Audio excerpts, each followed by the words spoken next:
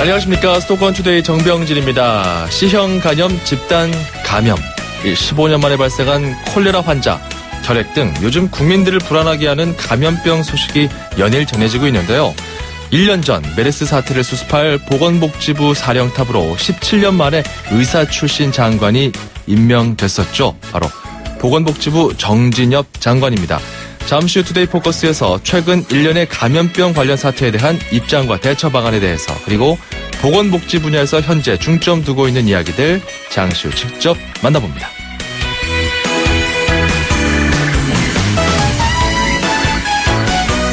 지자체에서도 복지 관련 소식이 있네요. 오늘 앵커가 주목한 수도권 소식, 금천구 어르신 복지센터 소식입니다. 내년 하반기 공사에 들어가서 2018년 말에 문을 열 예정인데요. 민자 예산 포함해서 52억 원 투입되고요. 경로당이나 상담실, 강의실 등 교육 전용 공간과 북카페, 동아리실 같은 베이비 부모들이 활용할 수 있는 공간 마련한다고 금천구는 밝혔습니다. 금천구의 중장년층과 노년층의 인생 재설계를 돕는 아주 멋진 공간이 됐으면 좋겠네요. 자, 오늘 첫 곡은 이기팝과 프랑스와즈 아르디에 버전으로 듣는 I'll be seeing you 준비했습니다. 수도권 투데이 출발하죠.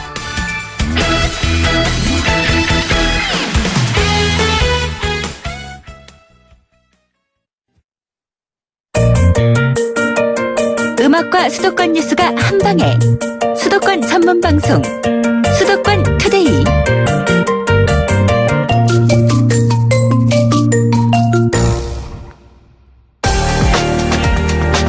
투데이 포커스. 네, 앞서 말씀드린 대로 보건복지부 정진엽 장관을 스튜디오에서 직접 만나보겠습니다. 안녕하십니까? 안녕하십니까? 예. 자, 보건복지부의 수장이 되신 지 한 1년이 약간 넘었어요. 그렇죠? 네, 그렇습니다. 예. 1년 동안 어땠습니까? 예, 보건복지부 업무가 이제 국민의 삶 또 건강과 밀접하게 관련이 돼 있기 때문에 예. 바쁘긴 해도 보람 있고 또 책임감을 갖고 일을 하고 있습니다. 취임하자마자 그때 이제 메르스 이후에 질병관리본부를 차관급으로 승진시키는 등 우리 국가 방역 체계 개편에 그렇죠. 힘을 쏟았고요. 또 이제 신종 감염병으로 인한 사회적 경제적 손실을 다시 발생하지 않게 감염병 대응 체계를 철저하게 구축을 하고 현재 진행 중입니다. 예. 또 작년 말에는 우리가 해외 의료 진출법이 국회를 통과되면서 해외 환자 유치나 또 보건의료 해외 진출의 발판도 마련이 됐고요. 가장 의미 있었던 것은 이제 작년 12월 달에 예. 제3차 저출산 고령사회 기본계획을 수립해서 인구 변화에 이제 능동적으로 대응을 하고요. 예. 또 저출산 고령사회 도래에 따른 사회환경 변화에 대한 발판을 마련했다는 데 또 의미가 좀 있습니다. 예. 그리고 올해는 우리 복지 전달 체계를 아주 대폭 개선하는 읍면동 복지 허브화 사업을 통해서 도움이 필요하신 분들을 찾아가서 복지 혜택을 찾고 드리는 예. 이런 것을 통해서 촘촘한 사회 안전망 구현을 위해서 또 계속 노력하고 있고요. 예. 또 우리나라 더 이상 이 학대로 고통받는 아동이 없게 아동학대 근절 대책도 마련해서 추진을 하고 있고요. 이외에도 보건산업 발전 종합 계획도 마련을 했고 우리나라 문제가 되는 항생제 내성 대책 또 자살 예방 대책 등 많은 일들을 해왔습니다. 예. 앞으로도 이제 다양한 분들이 목소리를 경청을 하고 국민 건강과 복지를 위해서 더욱더 노력하겠습니다. 지난해 사실 장관님이 이제 처음에 내정이 됐을 때, 후보자가 됐을 때 17년 만에 의사 출신 보건복지부 장관. 네. 이제 후보자로서 예. 주목을 받았었는데 아무래도 메르스 관련해서 여러 가지 사회적으로 혼란도 많았기 때문에 그런 부분들을 수습하는 데 상당히 어려움이 있었을 것 같습니다. 당시에는 컨트롤 타워가 없었다. 이런 발언도 하셨었고요. 네. 그리고 감염병 전문가나 어떤 역학조사관 좀 숫자도 부족했고 좀 더 교육도 필요했다. 이런 말씀도 하셨는데 최근에는 좀 많이 개선이 됐습니까? 네, 저희가 방역 체계 개편을 통해서 이 컨트롤 타워도 더 보강을 했습니다. 그래서 질병관리본부 본부장도 차관급으로 격상을 했고 역학조사관도 아직 부족하지만은 많이 보강을 했습니다. 네. 그리고 또 항상 우리 국내 국외 세계적인 질병을 감시할 수 있는 긴급 상황실도 만들어서 24시간 대응을 하고 있고요. 예. 또 국민들과 소통을 할 수 있는 위기 소통반도 만들어서 이러한 상황이 발생했을 때 즉각 국민과 소통할 수 있는 이런 대책도 만들어서 지금 총 대책이 48개 과제로 구성이 되어 있는데 예. 지금 31개 과제는 이미 종료가 됐고요. 앞으로 이제 나머지 과제들도 지속적으로 추진을 하고 있습니다. 아무래도 그 최근에 C형 간염 집단 감염 사태 네. 무엇보다 또 15년 만에 발생한 콜레라 환자 네. 여기에 대한 국민들의 우려감이 굉장히 크거든요. 네. 그러다 보니까 공중보건의 위기가 아니냐 이런 우려까지 나오고 있는 상황인데 잘 대응이 되고 있습니까? 어떻습니까? 예, 지금 뭐 저희가 열심히 대응을 하고 있습니다. 예. 우선 C형 간염 문제는요. 이게 주사기 재사용으로 C형 감염이 작년에 발생을 해서 그렇죠. 작년에 다나이온이나 원주의 서울 한양정형외과 같은 문제가 발생을 했지요. 예. 그래서 정부는 이번에 2월 달에 주사기 재사용 근절을 위한 대책을 발표를 했습니다. 그리고 신고센터를 만들어서 공익신고를 활성화시키고 또 우리가 빅데이터를 통해서 분석을 해가지고 의심 의료기관을 점검 관리를 하고 있습니다. 네. 요즘 이 언론에 많이 보도되고 있는 이런 C형 간염 사례들은 대부분 이러한 이제 신고나 우리가 빅데이터를 분석 결과 거기서 나왔던 사실들 그것을 우리가 이제 정리해서 언론에 보도가 되고 있는 겁니다. 그래서 예. 현재 지금 발생하고 있는 건 아니고 우리가 이전에 발생했던 것을 찾아내서 최근에 나오는 겁니다. 그래서 그리고 그렇죠. 이번에 9월 6일 날 우리가 C형 감염에 대해서 법을 바꿔서 3종 감염병으로 넣어서 전수조사, 전수감시 체계로 전환을 하고요. 예. 이거에 대한 건강검진도 도입하는 등 이 C형 감염 예방 관리 종합 대책도 구체화해서 발표를 했습니다. 그리고 자위로 계속 치료받는 분들도 많고 굉장히 알려지지 않았던 그런 감염됐던 분들이 많더라고요. 네. 거기에 대한 어떤 지원 대책도 마련이 됐습니까? 예, 우리 무슨 C형 감염에 대한 그 치료, 약물 치료 이게 굉장히 고가 약이었는데요. 그렇죠. 우리가 전부 건강보험 급여화해서 예. 환자분들이 치료에 부담을 덜어드리고 있습니다. 콜레라는 어떻습니까? 예, 콜레라 경우는 우리가 첫 환자가 발생한 이후에 예. 중앙역학조사반을 현장에 즉시 파견을 했고요. 질병관리본부 내 콜레라 대책반을 편성하고 긴급 상황실을 확대 운영을 하고 있습니다. 네. 그리고 거제시 보건소 또 우리 해수부나 복지부 또 경상남도 이런 유관기관 중심으로 현장에 대응반을 운영을 하고 콜레라 방역에 아주 만전을 기하고 있습니다. 국민께서 이제 하루 속히 안심하실 수 있도록 콜레라 전파를 막고 철저하게 관리를 하겠습니다. 예.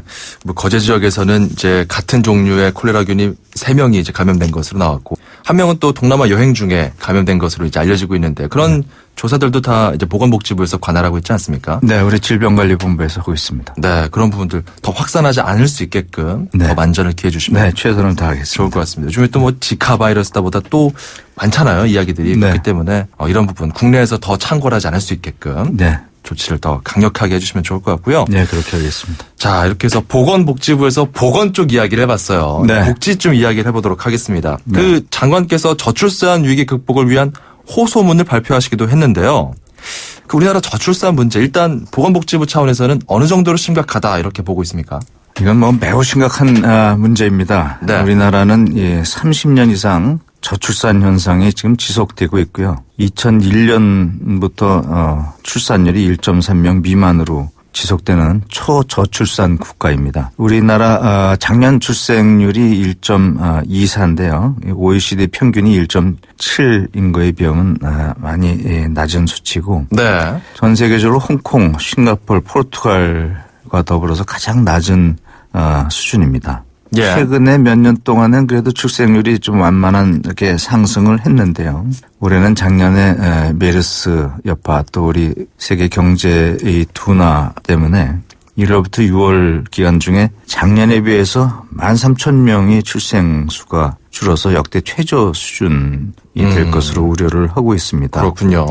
그래서 이거는 고령화는 진행되고 신생아 출생수는 적고 이게 미래 사회에 위험이 아주 매우 심각한 수준입니다. 그렇죠. 뭐 경제적으로도 그렇고요. 네. 우리나라 전반적으로 그런 활력을 둔화시킬 수 있는 그런 요소이기 때문에 이제 그 저출산 위기부터 좀 극복을 해야 되는 그런 상황이지 않습니까? 네.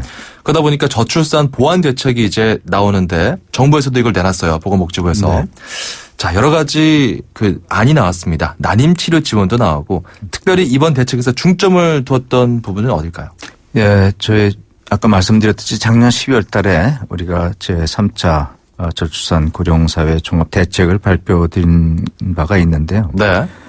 이번 보완 대책은 그 앞서 말씀드린 그 출생아 수, 올해 출생아 수가 13,000명이 감소한 상황이 있고요. 예.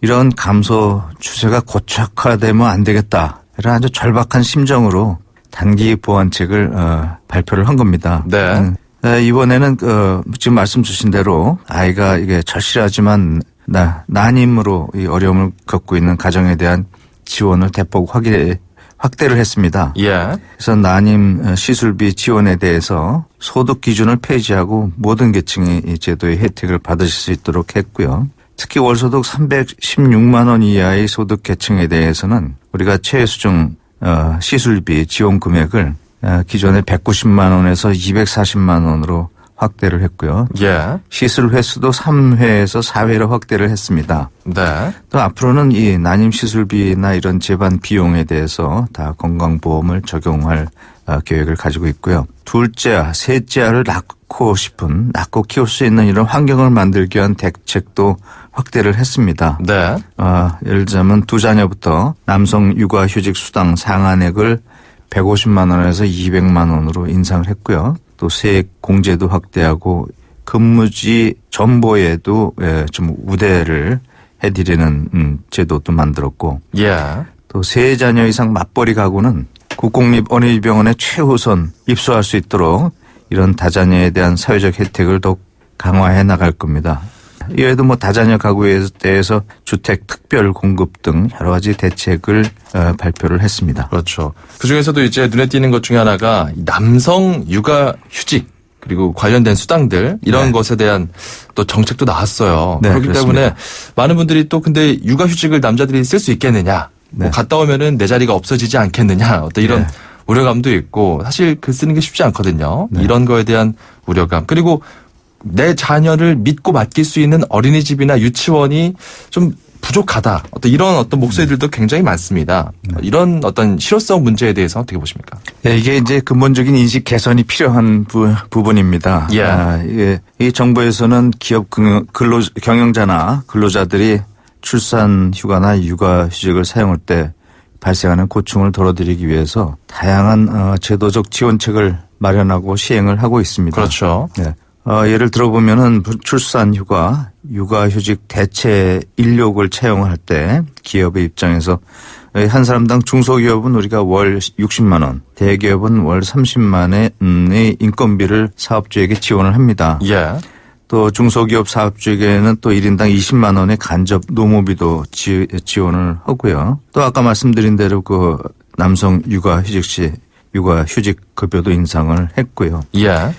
그리고 이게 근로자의 육아휴직 사용은 사실 관련 법에 의해서 부여되는 권리입니다. 사업주가 정당한 사유 없이 거부할 경우에는 예. 징역, 벌금 등 이 벌칙을 받도록 규정이 되어 있습니다. 최근에는 건강보험이 임신 출산 정보하고 또 고용보험이 근로자 정보를 연계해서 이 빅데이터를 활용해서 예. 출산휴가나 육아휴직을 부여받지 않거나 임신, 출산 등을 이유로 이제 퇴직을 강요하는 사업장이 없도록 근로자의 신고가 없더라도 이를 이제 저희가 적발을 해서 계도를 해 나가고 있습니다.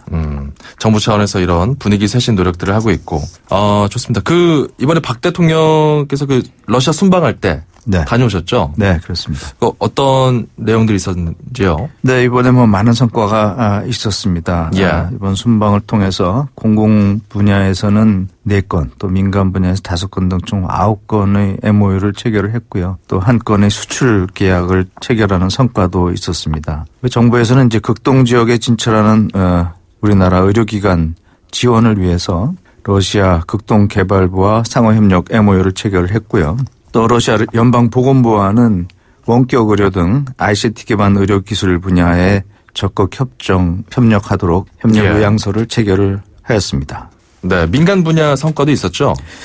예, 민간 분야 성과도 있었습니다. 민간 분야는 특히 또 의미 있는 게 우리나라 일양약품이 러시아의 최대 제약 업체인 알파마 회사하고 네.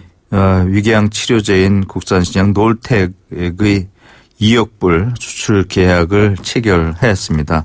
얘도 뭐 해운대 백병원은 극동 러시아에 있는 철도청과 철도청 직원이 5만 5천 명인데요. 예. 가족 직원과 가족의 건강 증진 또 화상진료센터 설립 MOU를 통해서 우리나라 이 환자 유치하는 그런 성과도 또 거두었습니다. 이외에도 뭐 예.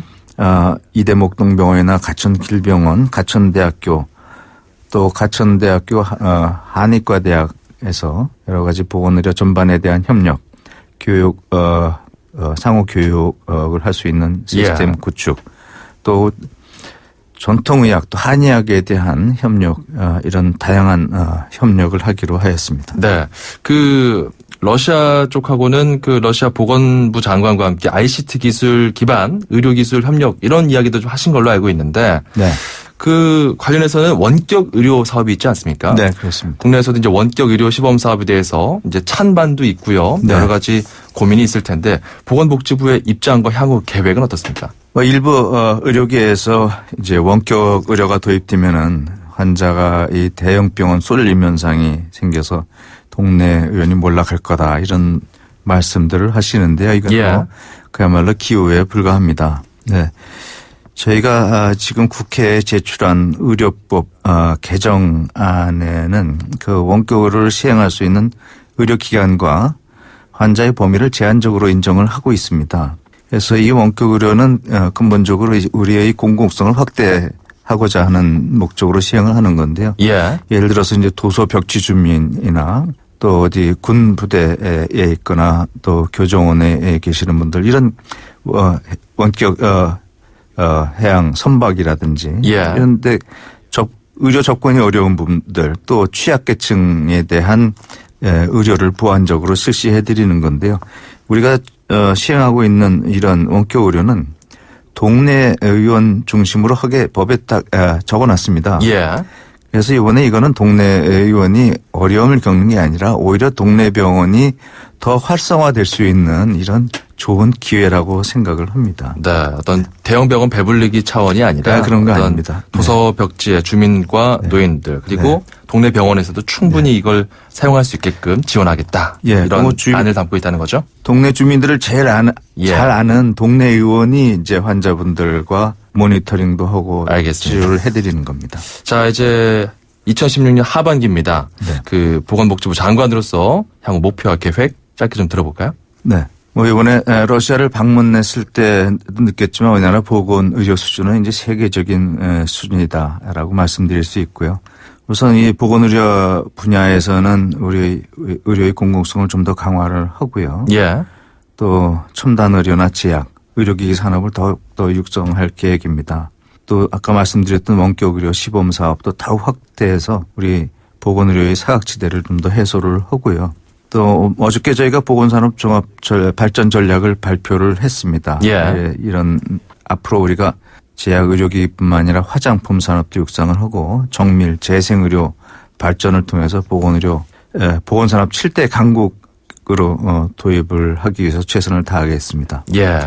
복지 분야는 우리가 사회복지 안전망 구축 또 맞춤형 복지 실현을 위해서 지속적으로 노력을 하고요. 예. 4대 중증질환 등 필수 의료 서비스에 대해서 건강보험을 더욱더 확대를 하겠습니다.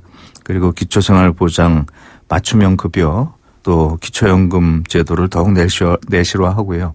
올해 7월부터 우리가 시행한 맞춤형 보육제도 이것도 빠른 시일 내에 정착되도록 최대한 노력을 해서 우리 어머니들이 안심하고 아이를 맡길 수 있는 이런 환경이 잘 구축이 됐으면 좋겠네요. 예. 지금 밝히신 그런 포부와 계획들 하반기에 잘 이루어지길 바라고요. 남은 임기 최선을 다해서 국민들을 위해 헌신해 주시면 고맙겠습니다. 예, 열심히 하겠습니다. 네, 고맙습니다. 네, 감사합니다. 보건복지부 정진엽 장관이었습니다. 2,500만 수도권 청취자를 위한 모든 소식이 한자리에. YTN 뉴스 FM 수도권 투데이. 자, 2부에서는 수도권 투데이 애청자들을 위한 알짜 지역 축제 소식. 오늘 세계적이죠. 참 자라섬 재즈 페스티벌 소식 준비되어 있고요. 중국어도 배워봅니다. 잠시만요. 골목골목에 멋을 더하는 100년 넘은 유럽의 아파트들. 우린 언제까지 고풍스럽다고 부러워해야만 할까요? 좋은 집은 시간을 이겨야 한다. 시간을 이기는 아파트 금강 펜테리움 금강주택.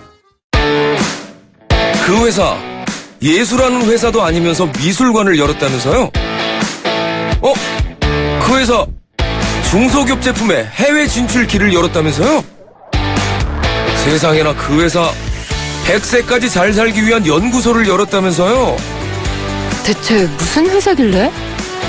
내가 가진 것을 활짝 열고 나누면 좋은 생활은 더 좋아진다고 믿는 아메이입니다. 25주년 아메이. 지금보다 더 좋은 내일을 위해 노력하겠습니다.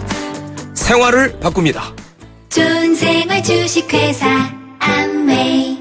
고속도로에서도 잘 나가는 더 넥스트 스파크. 한가위 명절을 맞아 준비한 9월의 혜택. 지금 스파크 구매 시 100만 원 할인. 또는 36개월 무이자 할부. 스파크 한가위에도 잘 나가네. 현금 할인 60개월 4.9% 할부 이용 조건. 할부 원금 500만 원 이상. 9월 30일까지 홈페이지 참조. Chevrolet, find new roads.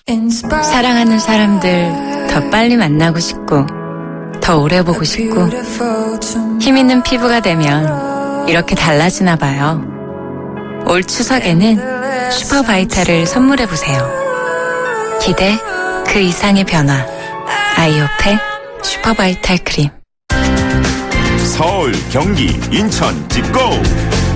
수도권 정부의 핵심이 바로 여기에. 수도권 행정탐방. 자, 먼저 행정탐방 인천으로 떠나봅니다. 인천시 김석철 방송팀장 연결돼 있습니다. 안녕하십니까? 네, 안녕하세요. 예, 뉴스테이 관련 소식인데요. 인천 미추 8구역 뉴스테이로 재개발된다 이런 내용인데 어떻게 되고 있는 건지 자세히 설명해 주시죠. 네, 인천시는 어제 남구 주안 이동과 사동 일대인 미추 8구역 조합과 대한토지신탁관 뉴스테이 2,000여 세대를 약 5,500원에 매각하는 그 업무 협약을 체결했습니다. 예. 뉴스테이란 그 중산층 주거 안정을 위해서 도입한 민간 기업형 임대주택으로 사업자는 정부로부터 주택 도시기금 저리융자와 택지 할인 공급, 인허가 특례 등의 지원을 받고 입주자는 최소 8년간의 거주 기간을 보장받으며 임대료는 상승률은 연 5% 이하로 제한이 됩니다. 그렇죠. 네, 인천시는 2015년 뉴스테이 정책 발표 이후에 공모 단계부터 적극적인 행정 지원을 통해서 사업 비용 절감과 투자자의 신뢰를 얻는 여건을 조성해 왔는데요. 이러한 노력이 이번 협약으로 이어져서 2008년 재정비 촉진지구로 지정된 이후 그 9년 만에 뉴스테이 사업으로 돌파구를 찾게 됐습니다.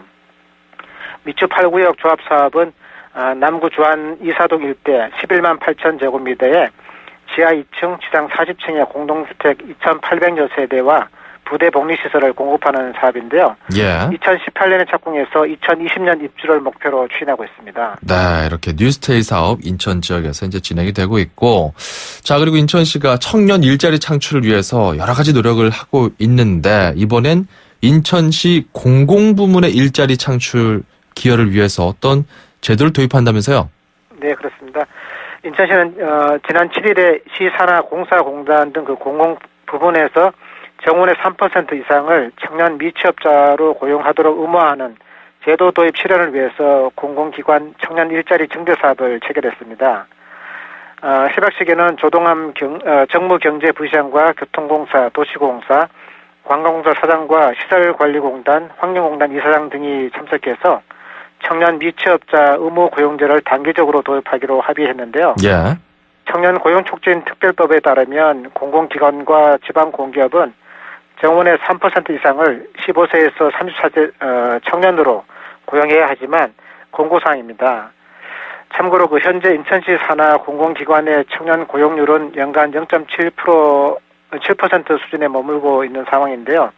이번 공사공단 협약을 계기로 해서 공공기관 청년 고용률을 의무적으로 적용하는 등 청년 일자리 증대를 위해서 솔선 시행할 예정입니다. 네. 공공 부문에서 먼저 앞장서면은 민간 부분도 영향을 받게 돼 있거든요. 네, 이런 부분들 잘 파급이 되면 좋겠고. 자, 그리고 민족 고유의 한가위, 이 대명절 오고 있는데, 자, 이번 명절 연휴는 긴 편이에요. 어느 정도 긴 네. 편인데, 인천에 좀 가볼 만한 곳, 가족들과 함께 나들이 할 만한 곳 있을까요? 네. 인천시는 그 월미공원에서 한가위를 맞아서 9월 14일부터 18일까지 5일 동안 2016년 월미공원 한가위 민속 한마당 행사를 개최합니다. 이 기간에 월미공원 양진당에서는 오후 1시부터 2시까지 전통 문화를 느낄 수 있는 다양한 체험활동과 문화 공연이 열리는데요. 행사 첫날인 9월 4일과 마지막 날인 18일에는 전통 민속놀이를 체험할 수가 있고요. 네. 15일부터 17일까지는 매일 그 풍물과 병검, 그 민요 공연 등이 오후 3시부터 30분 단위로 펼쳐집니다. 특히 전통 한복을 입고 월미공원을 방문하시는 시민들은 전망대를 운행하는 물범카를 무료로 이용할 수가 있습니다.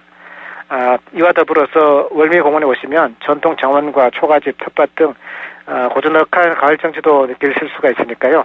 청취자 여러분의 많은 이용을 바랍니다. 네, 월미공원까지 소식 잘 들어봤습니다. 고맙습니다. 네, 감사합니다. 인천시 김석철 방송팀장이었습니다.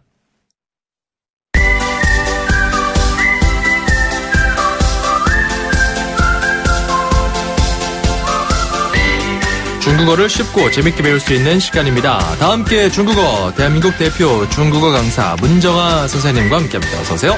大家好, 정병진 아나운서 早上好. 반갑습니다. 반갑습니다. 하오. 네. 자, 어제 배웠던 말이 이제 운전하다. 저도 이제 평소 하는 건데 운전. 카이처. 네. 카이처. 그렇죠. 트로트처럼. 추어. 네. 카이처. 그렇죠. 밑에서부터 쭉 묵직하게 밀어붙이는 겁니다. 카이처. 네, 좋아요. 자, 차 막히다도 있었어요. 네. 두유할 때. 두유할 때 두. 두추. 네, 맞아요. 차 막힌다. 두추. 네. 자, 좋습니다. 자, 그리고 운전하면서 보면 이제 은행나무가 참 이제 은행잎이 노랗게 되면 예쁘잖아요. 네. 그렇죠? 근데 또 이게 걸을 때는 마냥 좋지만 않습니다. 그래요. 은행나무 열매가 이렇게 밟히면 바닥도 더러워지고 냄새가 네. 좀 우리를 힘들게 하죠. 그렇죠. 이게 냄새가 참, 시쳇말로 구려요. 구린내가 나기 때문에. 자, 이 표현, 냄새 납니다. 이 표현을 좀 배워보도록 하겠습니다. 네, 우선 따라해보세요. 네. 자, 냄새가 날 때는요, 有味儿了. 有味了. 한 번 더, 有味儿了. 有味了. 네, 일단 여는 있다라는 있을 유자고요. 네. 월은 냄새란 뜻이에요. 월, 냄새. 네. 여, 있다. 네. 여, 우리 자주 이렇게 접했던 단어죠? 네. 여, 있다. 근데 있다. 뭐가 있다? 냄새가 있다는 거군요. 네. 여월. 그 다음에 러를 붙여서 뭐뭐하게 된 그 상태를 나타내 주거든요. 그래서 냄새가 나게 되었다. 냄새가 난다. 이런 뜻이에요. 냄새 나요. 네, 냄새 나요. 有味儿了. 有味了. 有味儿了. 有味了. 그렇죠. 이건 뭐 모든 냄새 나는 상황에서 다 쓸 수 있는 거죠? 네. 무슨 냄새가 나는데요? 좋은 향기가 나는데요? 뭐 다 비슷한 맥락 속에서. 네. 有味了. 그렇죠. 근데 주로 약간 구린 냄새가 날 때. 고린내가 有味儿了. 날 때. 네. 고린내도군요. 고린내. 고린내. 자, 有味了. 자, 그러면 은행나무는 중국어로 뭐라고 할까요? 네. 은행나무는 은행이라는 글자를 한자 그대로 살려서 중국식으로 발음하면 인싱. 인싱. 인싱. 인싱. 그다음에 나무는 나무 숫자를 쓰거든요. 그래서 슈. 슈. 슈. 슈. 그래서 은행나무는 인싱슈. 그러면 우리 아까 배웠던 표현 먼저 정리를 해보면 좋습니다. 냄새가 나요란 표현은 有味儿了.有味了.有味儿了.有味了. 은행나무는 인싱슈. 인싱슈. 인싱슈. 네, 여기까지 배워보도록 하겠습니다. 네, 다음 이 시간에 만나요. 再见. 7255번님, 가을만 기다리고 있었는데 은행나무의 존재를 완전히 잊고 있었네요. 중국에서도 이 은행나무 많이 볼 수 있는지, 많이 심는지, 그것도 궁금하다고 전해주셨어요. 네, 참 이렇게 하루하루 재밌게 배우다 보면은 어느새 중국어 강자가 되어 있을 겁니다. 중국어 강자. 자, 그리고 다 함께 중국어 샵 0945번으로 참여가 가능한데요. 짧은 문자 50원, 긴 문자 100원입니다. 자, 이 중국어 관련된 이야기 포함해서 여러분의 또 다양한 이야기를 저희가 받고자 또 귀한 시간을 마련했습니다. 자, 세계적인 음악 축제 자라섬 재즈 페스티벌 이제 관련 소식을 잠시 후에 자세히 들어볼 텐데요. 10월 1일부터 3일까지 열리는데 참 세계적인 음악 축제죠. 뭐 재즈 팬들이라면 다 기대를 하셨을 것이고 재즈를 몰라도 그 분위기에 흠뻑 빠져서 고단한 일상을 잠시 지울 수 있는데 그 시간을 선물로 저희가 드리고자 합니다. 10월 3일입니다, 여러분. 10월 3일 티켓을 드리려고 합니다. 10월 3일이 이제 개천절 공휴일이죠. 이때 관람할 수 있는 수도권 투데이 애청자 티켓을 저희가 선물로 드리겠습니다. 어떻게 받을 수 있느냐? 문자 한 통 보내시면 됩니다. 수도권 투데이에 대한 의견 주시거나 앞서 이야기했던 뭐 다 함께 중국어 코너 그리고 여러분께서 운수대통 만사형통 통통 메시지 코너 이런 내용들 보내주시면 저희가 그중에서 저희가 선별해서 직접 개인적으로 연락을 드리겠습니다. 샵 0945번이고요. 짧은 문자 50원, 긴 문자 100원입니다. 다시 한번 짧은 문자 50원, 긴 문자 100원의 정보 용료 들어가고요. 자, 여러분께서 많은 참여해 주시면 좋을 것 같네요. 2,500만 수도권 청취자들의 살맛 나는 오늘 하루를 위해 수도권 투데이가 여러분을 응원합니다. 꼭 알아두어야 할 수도권 핫 이슈를 쉽고 재미있게 들여다보는 투데이 포커스. 도로 위에서 느끼는 기쁨과 고충, 우리네 살아가는 이야기까지 청취자 여러분의 목소리에 귀를 기울여보는 운수대통 만사형통 통통 메시지. 21세기 꼭 배워둬야 할 중국어를 쉽고 재미있게 익혀보는 다 함께 중국어. 그리고 서울, 경기, 인천의 중요한 행정 소식을 가장 발빠르게 짚어보는 수도권 행정 탐방까지. 똑소리 나는 수도권 라이프를 원하신다면 지금 듣고 계시는 94.5MHz YTN 뉴스 FM 수도권 투데이 매일 아침 9시 10분 놓치지 마세요. 아참, 수도권 투데이의 문을 두드리고 싶은 청취자 여러분께서는 지금 주저하지 마시고 짧은 문자 50원, 긴 문자 100원에 샵 0945, 우물정 0945로 문자 메시지를 보내주세요. 수도권 투데이는 청취자 여러분과 늘 함께하고 있습니다. 평일 오전 9시 10분 94.5MHz YTN 뉴스 FM 수도권 투데이 꼭 기억해주세요.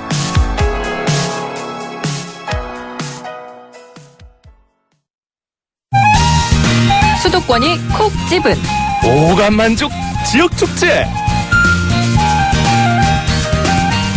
네, 오늘 저희가 콕 찍은 오감만족 지역 축제 자라섬입니다. 인재진 감독 연결돼 있습니다. 안녕하십니까? 네, 안녕하세요. 예, 자라섬 페스티벌 이제 인재진 감독 연결이 돼 있는데 잠시만요. 저희가 그 방송 중에 속보가 하나 들어왔어요. 이 내용 잠시 전하고 가겠습니다. 잠시만 기다려주세요, 감독님. 네. 예. 북한에서 규모 5.0 규모의 지진이 발생했다는 소식이 들어와 있는데요. 유럽 지진센터가 북한에서 규모 5.0의 지진이 발생했다라는 소식 들어와 있습니다. 정부 소식통에 따르면 북한의 핵실험 가능성도 제기되고 있거든요. 인공 지진이라면 이게 규모 5.0가량의 지진이 핵실험 가능성, 그러니까 올해 초 4차 핵실험이 있었으니까 5차 핵실험 가능성도 있다라는 소식이 방금 전해졌습니다. 자세한 내용 다시 정리되는 대로 알려드릴게요. 자, 인재진 총감독님 다시 연결하겠습니다. 지금 안 끊으셨죠? 네, 계시죠? 얘기하고 있습니다. 예, 이게 생방송이다 보니까 YTN은 또 이렇게 속보가 많습니다. 자, 이 감독님은 그 초창기에서부터 이 자라섬 재즈 페스티벌 어떤 개국 공신처럼 알고 있는데 의미가 좀 남다르실 것 같아요. 네, 올해 벌써 이제 13회째를 맞이하고 있는데요. 첫 해부터 이 축제를 만들었던 사람으로서 너무 감사하고, 또, 축제가 다가올수록 기대가 되고 그렇습니다. 예. 아니, 이렇게 세계적인 축제로 발돋도 말지 아셨어요? 사실 처음에는 기대를 못했죠. 기대 못했는데, 네. 많은 분들이 제가 생각했던 것 이상으로 관심도 가져주시고 또 주변에서 도움도 많이 받고 그래서 그 기대했었던 것 이상의 성과가 나타나서 뭐 지금 자라섬 재즈 페스티벌 아시아에서 가장 큰 재즈 페스티벌로 성장을 했습니다. 예, 참 자랑스러운 페스티벌인데 이거 이제 라인업도 매년 이슈가 되잖아요. 올해는 어떻습니까? 네, 올해도 예년 비해서 못지않은 다양한 라인업을 만들었고요. 특히 올해 꼭 말씀드리고 싶은 아티스트가 브라질의 국민 가수라고 일컬어지는 까에타노 벨로스라고 하는 아티스트가 처음으로 와서 공연을 합니다. 예. 얼마 전에 그 리우 올림픽 개막식 때도 올라와서 그 공연을 했었던 분인데. 맞아요. 아마 우리나라에도 그 꾸꾸루꾸꾸 팔로마라는 곡으로 굉장히 많은 분들이 알고 계실 거라고 생각합니다. 귀여워요. 이게 꾸꾸루꾸꾸 이게 뭐 9999 비둘기라는 뜻이라면서요? 네, 맞습니다. 네, 참 이 밖에도 다양한 그리고 세계적인 뮤지션들이 많이 찾아오는데 참 많이 재즈를 원래 아셨던 분들이야 뭐 그 뮤지션들 자체를 보고 또 오시겠지만 모르시더라도 그 분위기에 취해서 오시는 분들도 있잖아요. 아무래도 이제 그 자라섬이 자연 경관이 아주 아름답고요. 또 그 축제 자체가 가지고 있는 특별한 분위기가 있습니다. 그래서 재즈를 잘 모르시더라도 사랑하는 연인과 가족과 이렇게 소풍처럼 하루 이틀 이렇게 보내시는 데는 아마 특별한 추억으로 이렇게 남을 수 있는 그런 축제가 아닐까 싶습니다. 이번에 좀 야심차게 준비한 특별 행사나 코너 같은 게 있을까요? 올해는 저희가 그 한불수교 130주년을 기념해서 프랑스를 그 주빈국으로 하는 특별 프로그램을 준비하고 있습니다. 그래서 그 평소에는 정말 접하기 힘든 그 프랑스의 유명 연주자들이 대거 자라섬 무대를 찾아줄 계획이어서요. 아마 상당히 독특한 음악들을 현장에서 이렇게 접하실 수 있을 것 같습니다. 네, 그리고 참 가족들도 이렇게 참여가 가능한 그런 분위기도 있는 걸로 알고 있는데 그 비결이 있을까요? 글쎄요. 재즈라고 하는 음악 장르가 이제 그 남녀노소를 구분하지 않고 받아들일 수 있는 그런 음악이고 또 이 소풍처럼 생각하시면 전혀 부담이 없으실 것 같아요. 또 저희가 이제 특히 어린이들을 위한 프로그램도 개발을 해서 많이 운영을 하고 있거든요. 아마 그 제키즈라고 하는 프로그램인데 이런 프로그램들은 어린이들과 엄마 아빠가 같이 참가를 해도 아마 재미있게 시간을 보내실 수 있을 것 같아요. 예, 참 가족 단위로 가도 이게 참 손색이 없는 그런 페스티벌입니다. 처음 가시는 분들을 위해서 더 알차게 즐길 수 있는 방법, 뭔가 준비물이 있거나 이걸 준비해 오면 더 좋다. 이런 어떤 노하우가 있을까요? 네, 일단은 좀 알고 오시면 더욱더 즐길 수 있는 것이 배가 될 것 같아서 홈페이지나 이런 부분을 한번 이렇게 읽어보시면 좋을 것 같고요. 네. 그 다음에 이 자라섬이 아무래도 강에 이렇게 있는 섬이다 보니까 저녁이 되면 꽤 춥습니다. 네. 그래서 그 방한 준비를 나름대로 이렇게 하시면 좋을 것 같아요. 이게 생각보다 꽤 추워서 심지어는 겨울 파카 같은 것도 필요하실 수도 있고, 그 다음에 돗자리를 가지고 오시면 이제 잔디밭 위에 돗자리를 깔고 또 먹을 것도 준비해 오시면 정말 가을 햇살 속에서 멋진 하루 보내실 수 있을 것 같습니다. 예, 알겠습니다. 참 이 다양한 소식들 잘 들어봤고요. 자라섬 재즈 페스티벌 저희가 또 관련해서 이 티켓도 드릴 수 있는 프로모션도 하고 있으니까 방송 들으시는 분들 잘 기다리셨다가 저희 수도권 투데이 통해서 아니면 저희 YTN 라디오 통해서 이 자라섬 페스티벌 즐기실 수 있으면 좋겠네요. 오늘 말씀 여기까지 듣죠. 고맙습니다. 감사합니다. 네, 지금까지 자라섬 재즈 페스티벌 인재진 총감독이었습니다.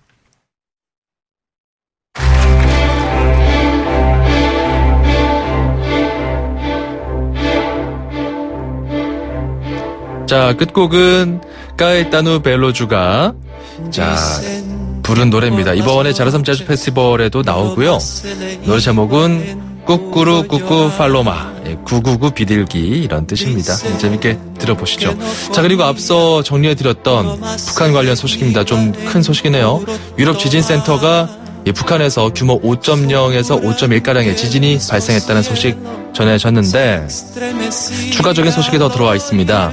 9시 한 30분경으로 추정이 되고 있고요. 그리고 규모는 5.0에서 5.1로 지금 파악이 되고 있다고 전해지고 있습니다. 그리고 기상청에서는 인공 지진으로 판단을 하고 있고 정밀 분석 중이라는 이야기도 전해왔습니다. 지난 1월에 핵실험했던 장소와 동일 지역입니다. 북한의 풍계리 핵실험장으로 추정이 되고 있고요. 이 지진의 진원, 그 깊이 2km 정도가량 그 땅 안에서 이제 발생한 것으로 전해지고 있습니다.